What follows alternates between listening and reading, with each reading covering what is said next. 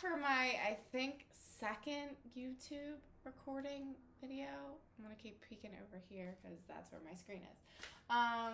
But like I said in my last one, and I wasn't actually too punctual on my goal of consistency, but I really want to focus on showing up here more. So here I am. This might not end up being a beautifully edited video or anything, but right now I just want to focus on getting the message across, because something I learned a long time ago is, if you constantly wait for the A+ work, you learn that B- work is better than A+ work never turned in. And I saw something the other day that was super eye-opening, and it was like, stop worrying about the likes and focus on getting the message out. And I was like, wow, I resonate with that hard. Like, worrying that my content won't be like produced enough, or I don't have enough experience at editing, so I just shouldn't. And it's like, well, I've learned in my life that I am better at going with the flow and learning along the way, so that's what I'm going to do. So when I asked Spirit what I was supposed to talk about today, don't mind me, I'm just doing some Reiki symbols. When I asked Spirit what I was supposed to talk about today, ancestors came through. And it's so funny because I was pulling my cards for myself this morning, and I had them all out, and my daughter comes up and goes, "Mommy," and grabs my cards, and an ancestor card comes out. And I was like, wow, okay, so that's what we're going to be talking about today.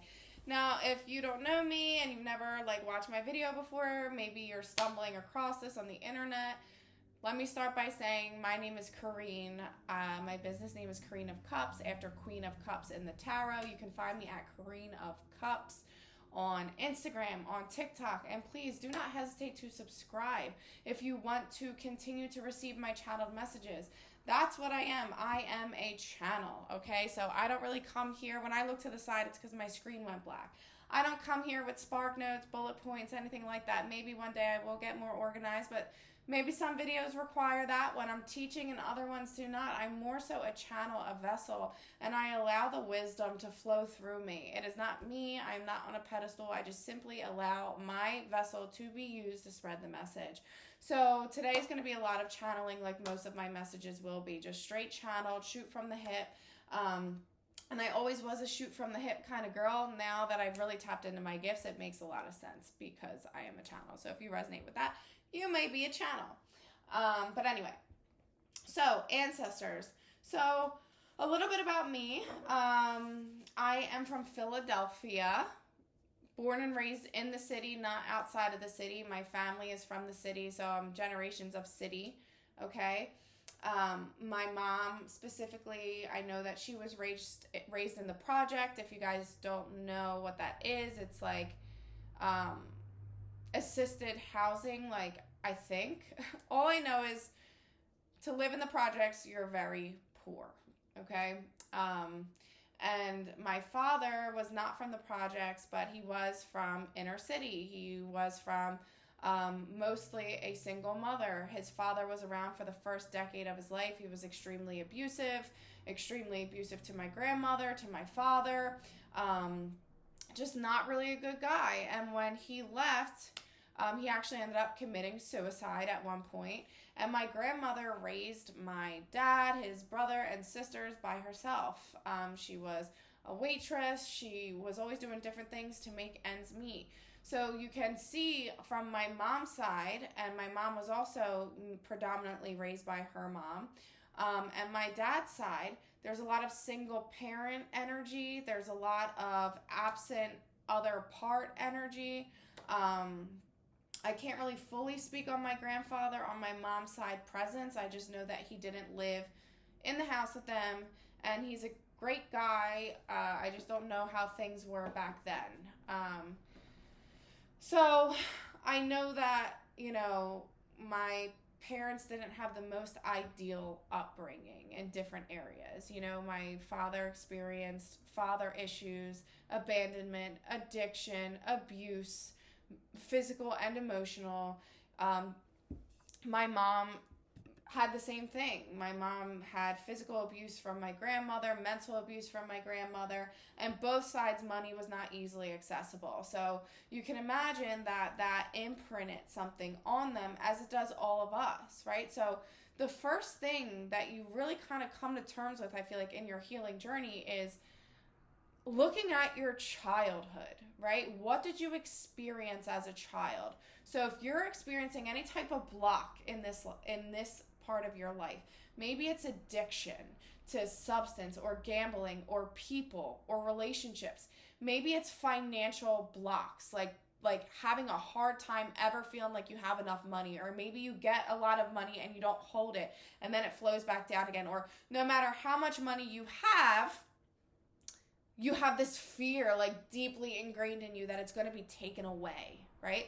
That lack mindset.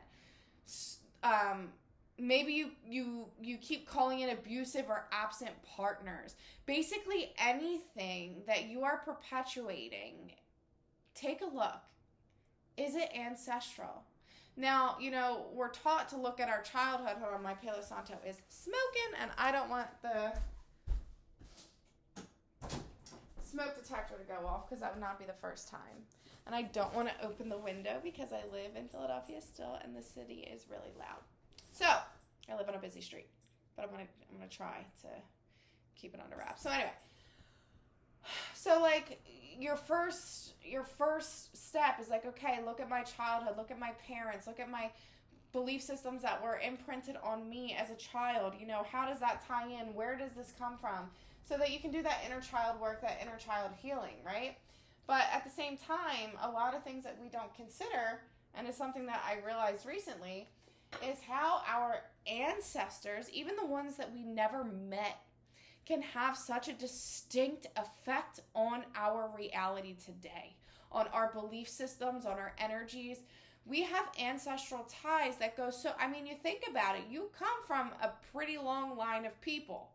In order for you to be here, a lot of people had to be together and connected to you. So just because you didn't know your grandparents or your parent or your great-great or your great-great-great, like myself, I really don't know a lot of my family. It's easy to think like, oh, well, this isn't ancestral because I don't even know them. Well, here's the thing. That's the purpose of generational cycle breaking. That's why you see, like, when people say I'm breaking generational cycles, a lot of times that has to do with parenting. So they are really focusing on changing the parenting, taking anger out of the home, rage out of the home, abuse out of the home, or vows of poverty, right? So it's like, I recently had a session with somebody, and I always thought that my money blocks came from my childhood. And I was raised predominantly by my dad. My mom was not in the picture, so and when she was, it was very terrible. So I never really thought that money blocks could be coming from her because, like, I wasn't exposed enough. So I always thought, like, my dad was a single parent. He was putting myself and my 3 siblings, one of which he adopted, through school, through Catholic private school. So yes, my father did well, and yes, he put us at the top of his priority list. Like, he always, like, if we wanted something, needed something, he would do his best to make sure we got it some way, somehow. But it wasn't easy for him. Like, it all fell on him. So there were times where, if I needed something or I needed to ask for something, or I wanted to keep up with the Joneses at school or have the new iPod or $20 for the mall, it would cause my dad stress. And now as a parent, I can understand the stress, right? When things are just boom, boom, boom. I can't imagine being a single parent with 4 kids, putting them all through Catholic school, trying to figure that out. And with, like, no help, right? So, he always did the best. Like, we always knew if he could find a way to make it work, he would. But it wasn't easy. It didn't come as easy to us as it did the other kids that had 2 parents and help from big families and stuff like that. So I always thought that my belief about money not being easy to achieve, or people with a lot of money being greedy or evil, or, any belief system around money was directly extracted from my childhood. But then I had this session, and it kind of opened up this whole new world for me when she was like, a lot of your money blocks are coming from your maternal side. And I'm like, nah, can't be. Like, I don't even know much about them. I just know that they were poor.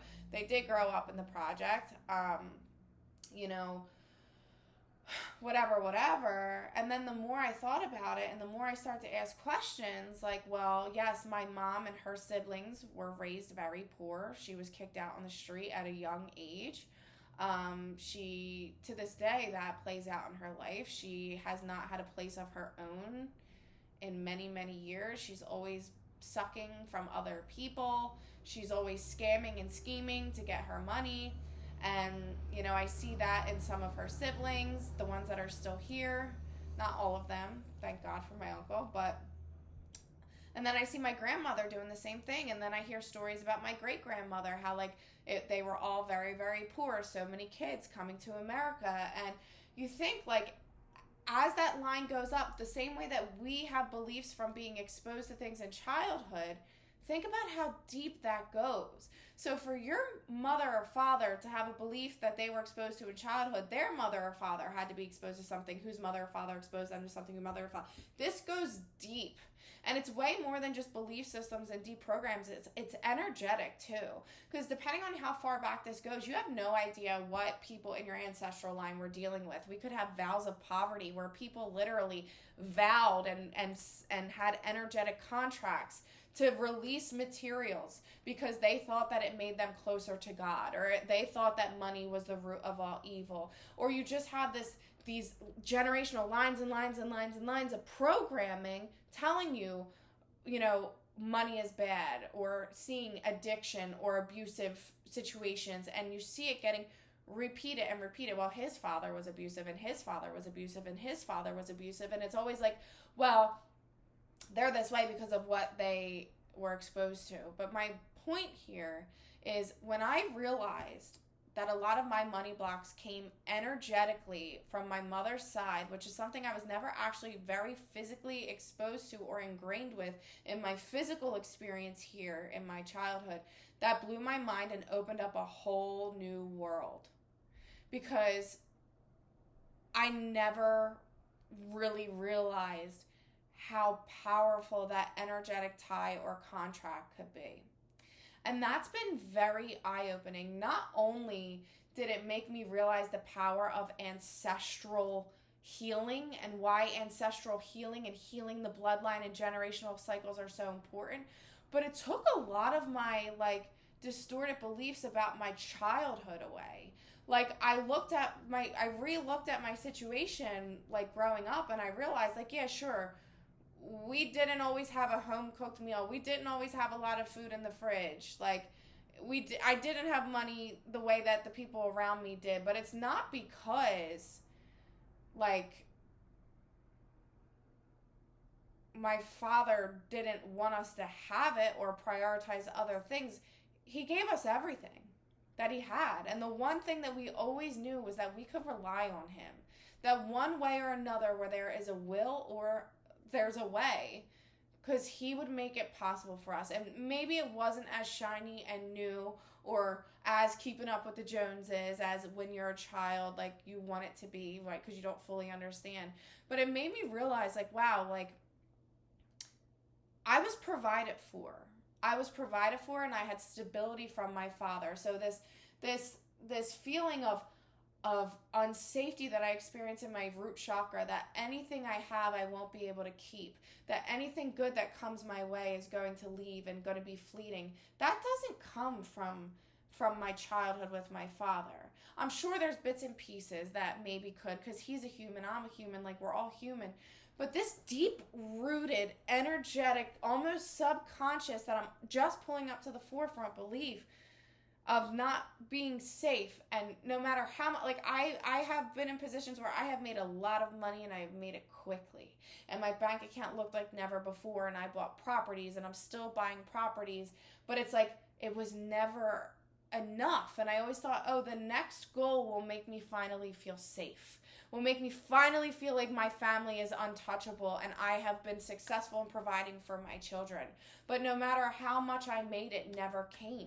And I needed to have changes in my career and in my calling to really see that it's not about the money or the goal. It's about the feeling. And I wasn't feeling safe regardless of how much success I had. And I needed to reestablish and get to the root of this issue with safety, this issue with believing that money is not going to stay. Because I was coming, but just I still was just so unsettled and stressed, and it didn't make any sense. So, the whole point of this is to kind of put it in a perspective, like, okay, wow, I literally have to go back and I have to do ancestral healing. I have to call on my ancestors in meditation. I have to make sure that I am communicating. And here's the part where I'm going to give you tips on ways that you can do this. Number one, acknowledge, what is your block? What is the repeated cycle? Is it addiction? Is it money beliefs? Is it poverty? Is it abuse? Whatever the case may be. Is it codependency? What is it? Is it something with your parenting? What is this thing that keeps coming up? Identify how it ties to your experience as a child, okay? So, chances are you're going to find something there, because if it's ancestral, you got a piece of it from your parents.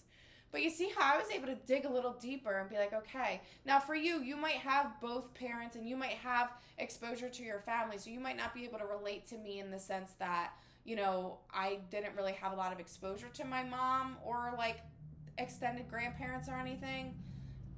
But you can relate to the fact that you have a lot of ancestors that you haven't met, okay? And that there's more to what meets the eye. There's more than to just the experience that you have had in the physical here with the people in your family that you have been able to meet because you're close in generations. And, when you're done identifying the block and then tying it into your childhood, I invite you to then maybe do a little research if it's accessible to you. Ask questions. That's not really accessible to me, but if it's accessible to you, great. Ask questions about your great-grandparents, your great-great-grandparents, where they come from. Get as much information as you can, right? And then go into meditation and really call upon your ancestors. Make sure that you, as always, with any type of, meditation or connection to spirit or, beings on the other side of the veil, call in the white light, call in protection, Archangel Michael, to cut any cords, protect you, and make sure that you invocate out loud, like, I'm calling forth any ancestor, spirit guides that want to aid me in the healing of our ancestral line. Anybody that doesn't, because our ancestors are human spirits, right? Just like you could have an uncle here that's a little wonky, you could have an ancestor that's a little wonky, and be like, anyone that is not having the highest good, the ancestral healing of this line in their heart, in their purest intention, I, with love, ask you to remove yourself till if and when you are ready to join me in healing our ancestral line. And, maybe, like, you might communicate if you've really worked on activating your gifts, but honestly, just communicating it is enough. It's a form of prayer. And just, acknowledging, I'm breaking any contracts. I'm breaking any energetic contracts, any energetic ties, any energetic commitments, cords, connecting me and us. Therefore, ending it with me ends it up the bloodline, because I'm ending it moving forward. And by ending it with me, I end it for generations to come. And therefore, that in retrospect quantumly heals our whole line. So, I am severing any contracts, any ties. If there was someone along the way that had a vow to poverty, or because there was poverty experience or abuse experience, it ends here. It ends with me. Aid me in releasing this energy from my being, from my DNA, because moving forward, it ends here. And this is something that you might do a couple times. If you have light language accessible to you, light language can be very, very healing in, quantum cutting of ties. Sometimes I have light language that channels through me when I'm doing this. I also do offer Akashic Records sessions where I can go back and I can see past lives or old ancestral ties that have to do with where you are right now. Because a lot of times too, we are our ancestors reincarnate. It's like this never-ending cycle of coming in, and here we are. This is our job to heal the line. So communicating with them, and just I end any contracts here. I end any contracts now. I end the energetic need or belief that I need something to make me feel okay in my body. I end the energetic need to express my emotions through physical confrontation or calling in someone that does that, whatever the block is that you identified. This is obviously like 101, not even, but this is just, I want to plant the seed in your head. Like, wait a minute. Maybe this goes back a lot deeper than I think, you know? So journal on this. Have some fun with this, because when I tell you, when I made that realization, like, oh my God, like I said, not only did it bring compassion and forgiveness to what I thought was the root of my cause, which was my acute childhood that I experienced, but it expanded my horizon so much on the power of energetics. And I'm a Reiki master, I'm a psychic, I'm an intuitive. I offer human design readings, Akashic Records readings, tarot readings, oracle readings, Reiki healings. I'm not new to the land of energetics, but it blew my mind that people that I never came in contact with, that I wasn't exposed to, could have such a direct connection to my experience here now. And then it was kind of like, well, no shit. That's the purpose of generational cycle breaking. It's not just ending the generation of my parents or my grandparents, because it all is handed down. So ancestral healing, calling in your ancestors that have your highest good and the intention of healing the ancestral line and generational cycle breaking moving forward, calling them in to aid you, working with them even if it's once a week. If you have time to meditate every day, great, and just aid me in healing this, sending it back by ending it here with me and ending it moving forward, whatever the case may be. So identify those blocks, see how they connect to your childhood, research if it's available to you, go into meditation, verbally affirm I end any contracts, any vows. It ends with me. I cut this cord. I cut this energy from me. I am free from this energy. I no longer will perpetuate it. Please aid me for those that have the intention of the highest, greatest good in this task, moving forward, and setting goals for yourself. So if your goal is money-based, I'm not just talking about a dollar amount by a certain day. I'm talking about your goal for how money feels to you. The beliefs that you used to have and the beliefs that you have now. Embodying it now, anchoring into it now, into this new reality, into this new normal of, I don't have to think or be like that anymore because that part is over. It's literally like, imagine like you're filming a movie and you don't like the last scene and you realize, like, you know what, I thought that was going to work, but I realized that I'm just really pushing hard to make that scene connect to the end result, and it's just not going to be a smooth transition. So I'm going to get rid of that scene, that whole aspect of the story. I'm going to rewrite it, and then it turns out even better. It feels better, and it transitions to the ending so much more beautifully, making the movie a hit. That's what we're doing. So we're not transitioning from one scene to the next scene. We're getting rid of this scene completely to make it flow more beautifully, and the whole movie, the whole ancestral line as a whole, to a beautiful ending, which is this generational cycle, breaking this ancestral line healing. So if you enjoyed this, I would love it if you subscribe. I would love it if you comment. Apparently that helps with the algorithm. I don't know too much about YouTube yet. And I also want to hear your experiences with ancestral healing if you've already done it, or moving forward when you kind of think about this and look at this. Now, granted, a little channeled message about ancestral healing and the way that it all ties together through my experience can get your balls rolling on it, right? But, well, get the ball rolling. Your balls rolling is a little, but regardless, you get what I'm saying. Pick up what I'm putting down. It's a start. Having a session with somebody that can take you through quantum healing obviously is like the next biggest step. But this, just having this planted, this awareness turned on, is a huge step, because the majority of the world goes around not even realizing, that it has such a connection, and therefore they absentmindedly and subconsciously keep recreating the patterns over and over again. And that's one thing I will say. I remember my mom saying when I was a child, she would go in her manic episodes of crying and like, I don't want to be like my mother. I don't want to be like my mother. And she would just literally, I just want to be a good mom. I just want to be a good mom. And I believe her. I believe that she really didn't want to be like her mom, and she really wanted it to end with her. She would say, I don't want to be like my mother. I don't want to be like my sisters. I'm a good mom. I'm a good mom. I'm a good mom. But she never did the healing. She never did the work. She just thought that wanting it would be enough. And we all can want good things, but if we don't do the work, and my mom's not doing too well, and she certainly did not go the direction that she always said she wanted to go. So I have an Akashic Records deck here, so I'm just going to see what comes up.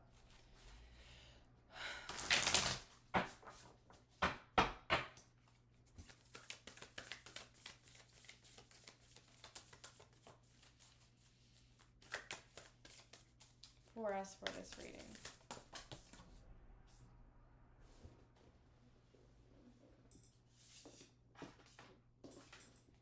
Okay.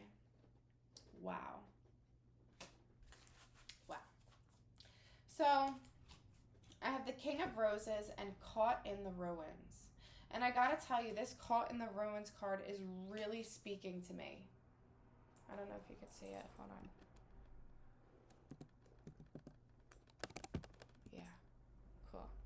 Okay, my screen went back black.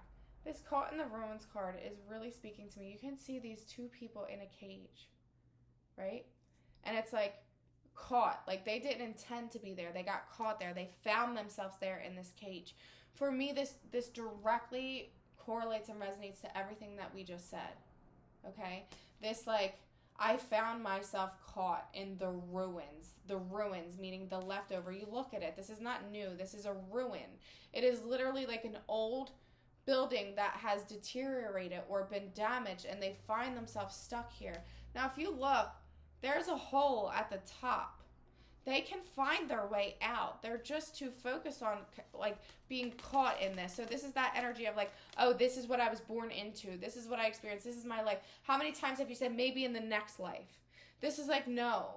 The next life is here now. It's erasing that scene and having a new scene in. So getting yourself out because it's so accessible to you. And then the King of the Roses. The King, it's like once you get out, the King, you have taken authority over your life. And you can see that he's not just sitting in the throne. His throne is behind him. He is out in the field. He is seeing the beauty and everything. He is exploring. He's not just overlooking and bossing around. He's like, I am experiencing this role now of being in charge. I am experiencing the roses, the beauty, the essence, the love, right? Taking it into your own hands, climbing your way out to land here, to experience the beauty that has been available to you this entire time.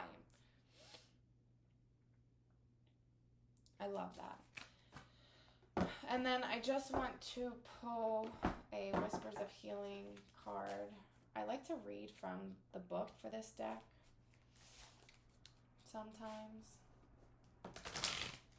because it just has very specific messages.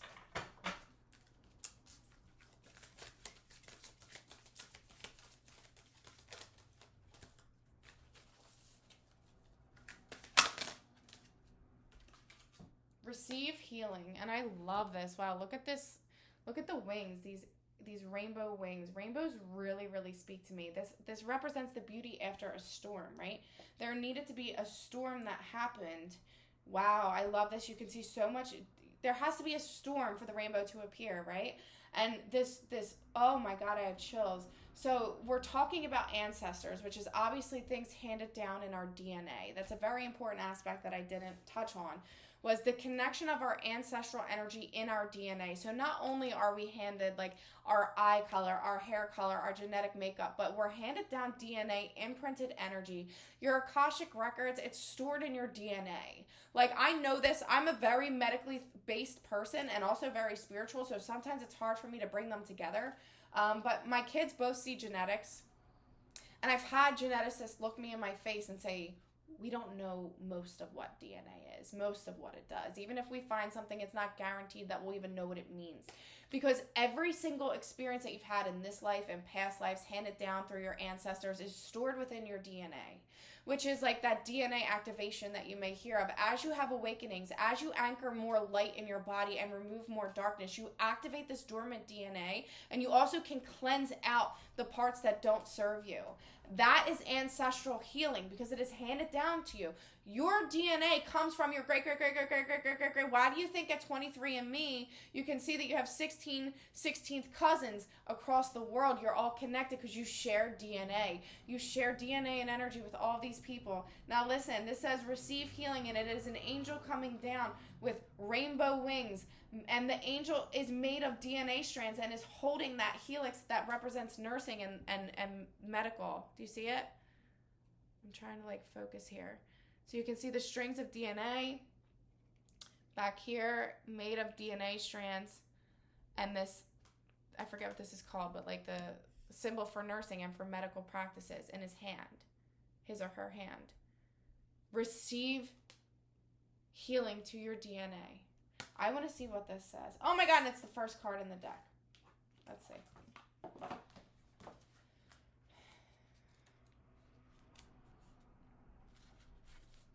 The first and most important step for healing is being able to recognize that you need it. When you are asked about your health, you discount what is going on by stating that you are fine. You are being asked to acknowledge your need for healing. This could be physical or mental health, emotional or spiritual. You may need the support of someone who can help you face your concerns. Take a moment to reflect on what is going on for you. This card is asking you to accept some extra support. It is letting you know that you don't need to do this alone. This card features an angel holding a catechus. The catechus indicates the beginning of the healing process. The snakes on the catechus twist around each other to highlight the importance of increasing your knowledge and broadening your outlook. The angel's wings may signify soaring forwards or be encouraging for you to allow a positive outcome to come forth. This can also refer to your guardian angels or indicate angels or ancestors may be showing up in your life. The presence of an angel means you will not be on this journey alone. Rainbows can also represent a connection to your higher power. If a specific shade of the rainbow catches your eye, pay attention to the corresponding chakra. So the 7 chakras in your body are the colors of the rainbow, and each color represents a specific chakra. If you've done Reiki with me, you're aware of this. So that's a great way to close this. Anchoring and healing into this physical body, this physical life, very much connects not only to your childhood and your parents, but your ancestors that you never met. Because it's all been handed down one generation to another, to another, to another. And to think that because you don't know them, discounts the impact that they have on you or that they existed 300 years ago would be selling yourself short of some major clarity and healings. So I hope this brought some awareness to you. I hope it got the gears turning a little bit. I hope you heard something that sticks with you and, propels you forward on a new journey of kind of uncovering things that need to be uncovered in your shadow now or maybe blocking you in this life. Again, subscribe, share this video. I would love it. And comment, give me your feedback. I want to know how it resonates with you, especially if you do the work, okay? Have a great rest of your day, night, wherever you are, and thank you for watching.